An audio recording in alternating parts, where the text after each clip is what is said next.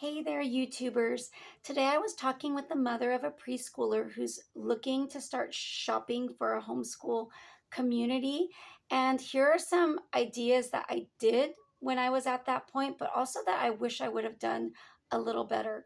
So, number one, for sure, visit several different homeschool enrichment class providers or park day groups, whatever it is that you're looking to possibly join.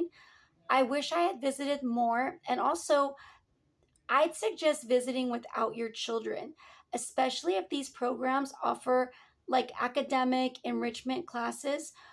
Go for a couple hours without your children and then really look at the different grade levels offered, not just the one that you're thinking about signing up for, but in the future, see what their junior high classes are like. Do they even have high school classes? A lot of programs don't have as robust of a high school program because a lot of homeschoolers will decide not to continue, or maybe the group is kind of new.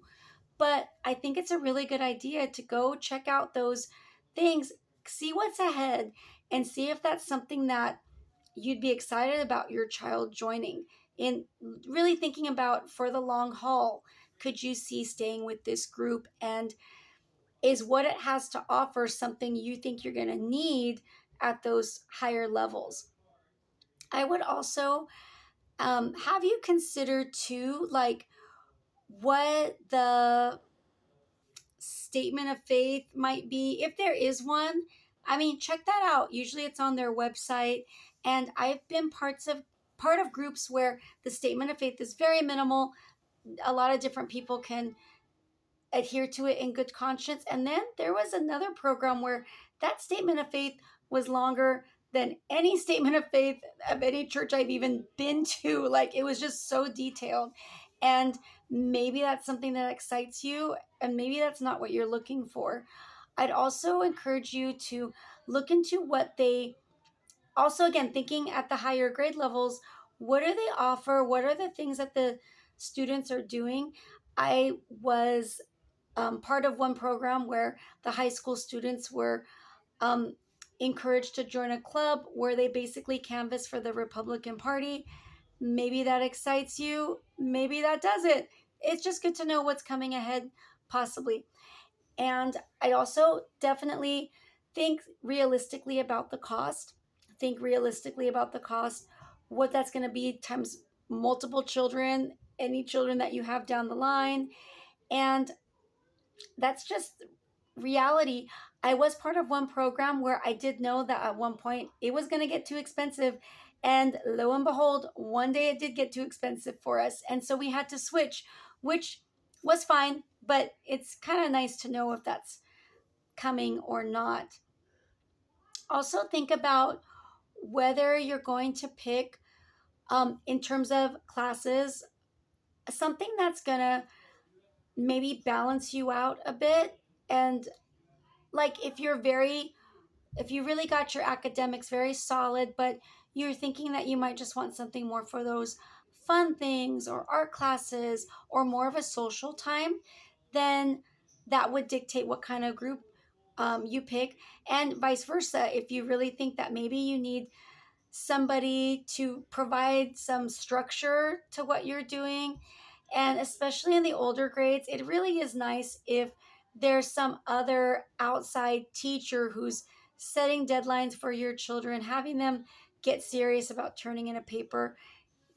Think about that. Also, think about who's providing the services. Like, is it largely parent run? Is that something that you want to be part of, that you could see yourself helping with, or would that burn you out? The benefit of some of those parent led groups are that they're usually lower cost, whereas something that's provided by, say, professional teachers who are doing this like as a side income thing, um, it's going to be more expensive for those types of programs, but you're probably going to be asked to do less. You could probably drop off your children and go do something else, which could really be beneficial to you. So, just there are, in my area, I live in Southern California. There are just so many different types of programs. Some of them are even offered through the local Christian schools, which often offer like a 2-day hybrid program, or you could have your older child take half of a day of classes. Those programs, I feel like, or I do see how there are more and more options being offered, especially post 2020. So you probably have a lot more available to you than maybe you even think. And like I said, it's definitely worth putting in some time initially and shopping around. And lastly, when you visit, just, you know, vibes. Get a sense of the vibes there. Is that something that you could see wanting to be part of? Do you feel like you would be a welcome part of whatever's going on there? Do you feel like you sort of fit in? I mean, that's important too. You want to have a group that's going to feel like just a happy component to your family life. So hopefully this video gave you something to think about, and please feel free to comment on what's helped you in making a decision about what group to commit to and how, you know, that's worked out for you. God bless. Have a nice night or day, whatever.